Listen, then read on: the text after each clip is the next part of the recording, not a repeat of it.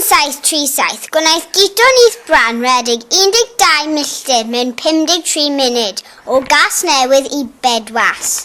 Ar ôl y ras, wnaeth sianol siop tarw ei gefn a wedyn wnaeth Guto Nyth Brân farw.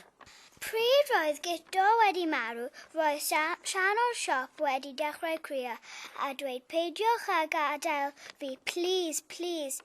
Paid â marw, please, ond roedd Guto wedi marw. Ar ddydd Llun, 9 o'r Ffennaf, 2012, aeth disgyblion blwyddyn 34 Santes Tudful ar 2 ffilm weld ac ardal Guto Nyth Brân. Yn gyntaf, eithon ni Eglwys Sant Gwyno, Llanwyno yno, wnaethon ni weld beth Guto Nyth Brân. Doedd e ddim yn fawr, dim byd arbennig. Ar y beth, roedd enw Guto, Griffith Morgan. Yna, eithon o amgylch yr eglwys, roedd na rhywun arall yno, ac enwau ar y llawr, ac roedd lluniau ar y gwydr. Gwnaethon ni cael hanes yr eglwys gan Marianyn, oedd yn gofalwr am y eglwys. Cawson llawer o hanes yr eglwys. Cawson ni'n cerdyn post gan Mr Howard a Mr Bates. Yna eithon ni I raslunio y coed ar dail, ac wedyn rhwbiadau o'r eglwys. Dyma luniau rai. Cyn cinio aethon ni ar rath lawr ffordd fel Guto. Rowan a Harvey oedd y glyfa yma. Dyma luniau. Wedyn cafon ni bwyd yn y goedwig. Wedyn aethon ni nôl ar y bws I weld cerflun Guto Nyth Brân yn Aberpennaf.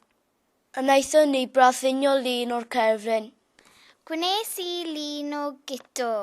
Dyma rai y lluniau o'r cerflun. Mae'r cerflun yn Aberpenna ger o'r arosfa drên. Roedd y cerflun yn edrych fel ei fod yn fyw.